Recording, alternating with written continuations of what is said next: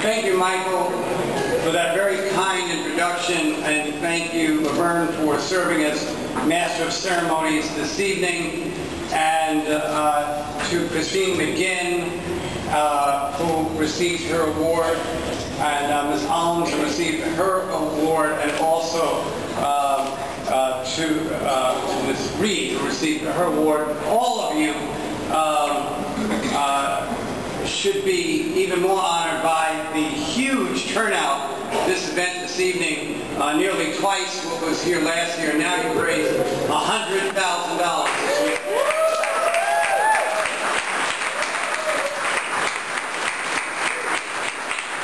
And it really gratifies me to hear that some of the major law firms like Strickland, Levan, and Sullivan and Cromwell, and Devilboy, and Davis Polk Wardwell, and all of the others would support this great effort.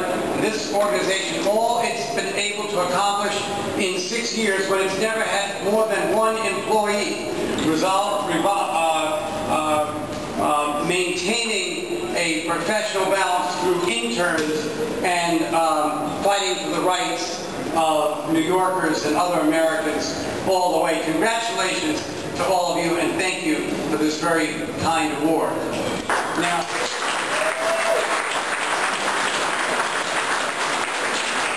Now, the reason of purpose and the reason of being of the Transgender Legal Defense and Education Fund, I think, needs to be stated and restated. We wish to fulfill the dreams of those transgender people, and even those non-transgender people who have struggled for decades to try to bring rights to this community to no avail, but kept struggling, kept fighting, and we're now finally starting to see opportunity and equality for transgender people in this country, particularly right here in New York City.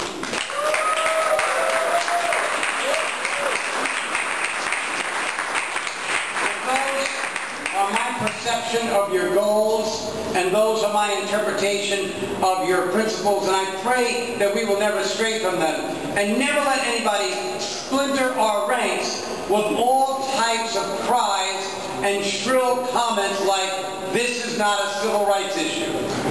Nothing is ever a civil rights issue until it got passed. The civil rights issue in the 60s was not considered one at the time until it was passed. When Martin Luther King, perhaps the architect of the racial civil rights issue in the 60s, then challenged the human rights issue of the Vietnam War, he was told to stick to civil rights. But 3 years ago they said that wasn't a civil right.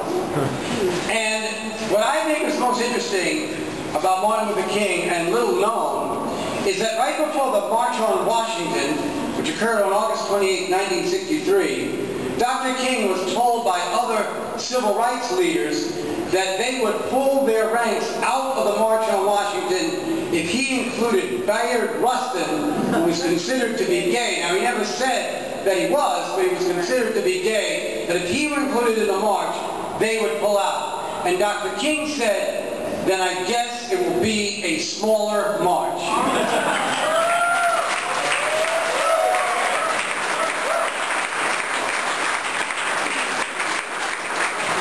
So, the great measure of those who are heroes, of those who are legends, are those people who can embrace rights outside of their own bonded field.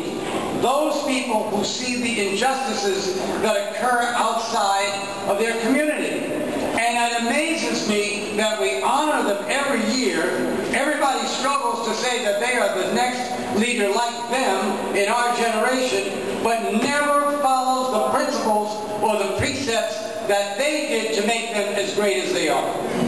And so when we look at some, and thank you for the compliments for all the things that I got done in my administration, Michael, but only I would get up here and talk about the things that I didn't get done. Like past marriage equality, which I hope will be passed this year.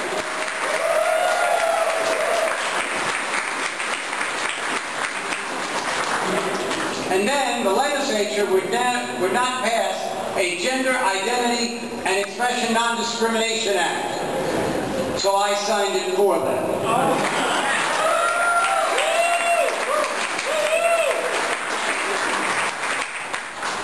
And the reality is that we are not really going to have a society that really can live up to the principles of our Constitution or the expressions of our Declaration of Independence unless every person feels secure, does not feel alone, feels that they are part of a community, and feels that the way that they are is just in our society. Woo! Now, I try to stay up on the news.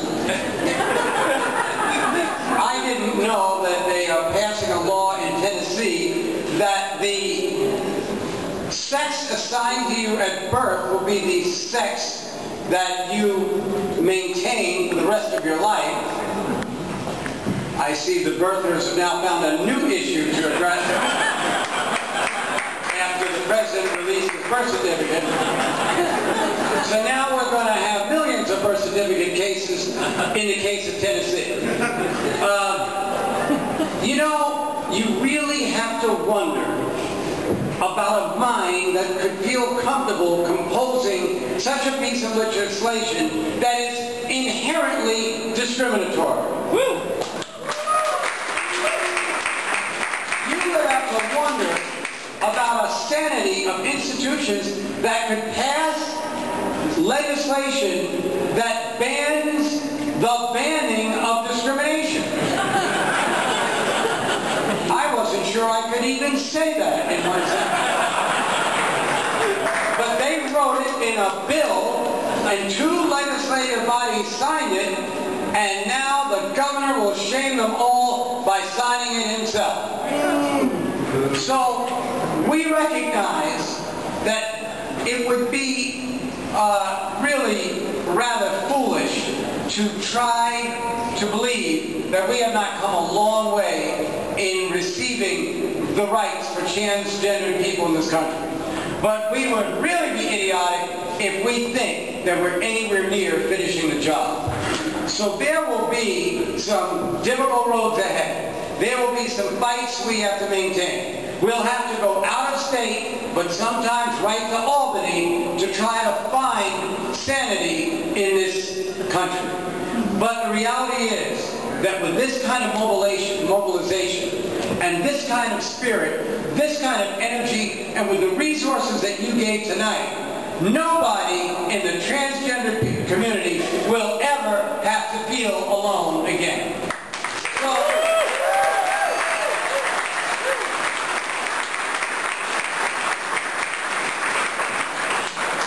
So I really like this award. I'd like to have a shirt with this multiple color. And among my first was the first governor of the state to march in the Pride Parade.